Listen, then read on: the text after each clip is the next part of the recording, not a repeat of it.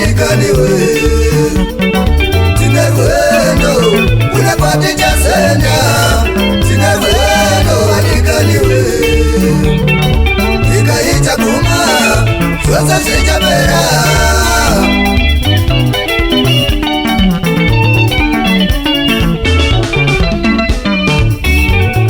Katirura mesire nzira yashe Wane zosa zvatinobata Tiwadzane naye Mwari vatinona mataundi Mwari vane tsitsi Kati zvinini piswe Iti tikumbirero rakero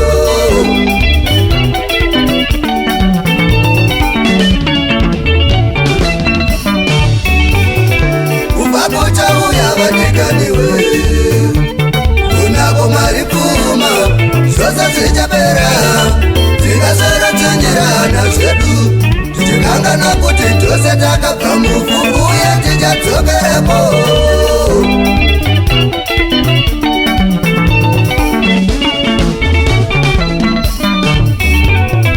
Mabosha iko wanikaniwe Mabosha iko nai baba nai amai Mabosha iko wanikaniwe Kutinobonzivisai kuti munamate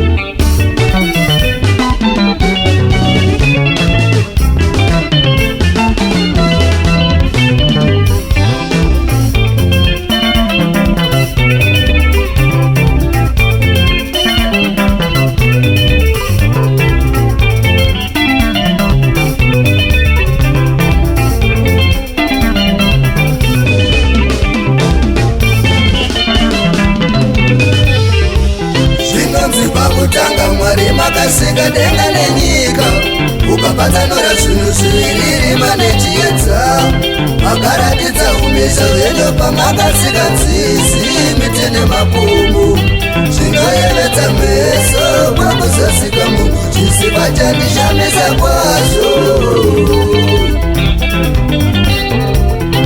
Mwari makatisika nemufananidzo wenyu Makatisika zvakanaka takasiyana nemuka Izve makatipa makumbo maoko pfungwa Sasa tinazo tinashaya chinozotitadzisa baba kukushumirai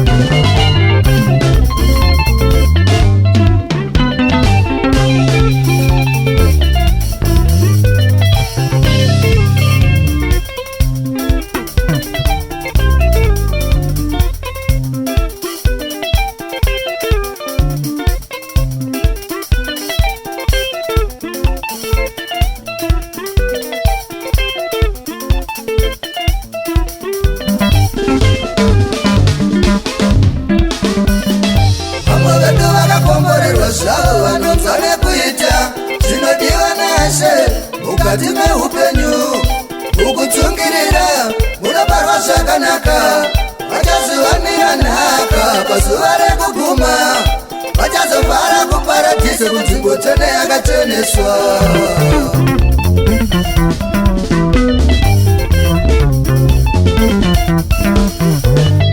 Nokudaro Mwari vakaida nyika kureva isu, vakatipa mwanakomana wavo mumwe chete oga, kuti ani nani anotenda Mwari arege kufa asi ave neupenyu, upenyu husingagumi. Zvakadaro tiri pano panyika, tine zvatinosungirwa, tine zvatinotarisirwa kunge tichizadzisa uye tirarame utsvene hwake, isu tirarame utsvene hwaShe.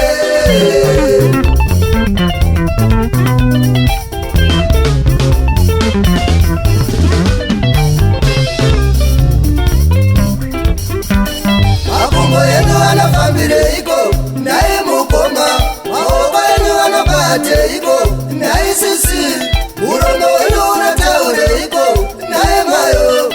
Pfungwa dzenyu dzinofungei? Naye baba ime.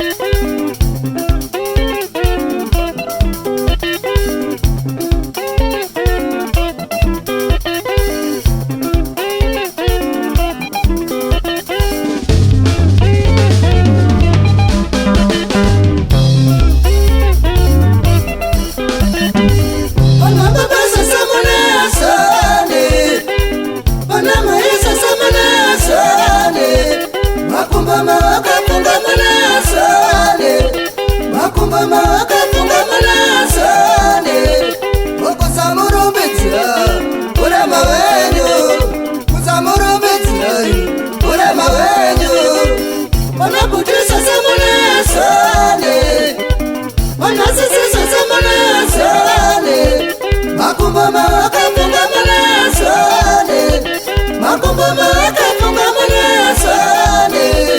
Wakusa murumbitsa urema wenyu, wakusa marumbitsa baba urema wenyu.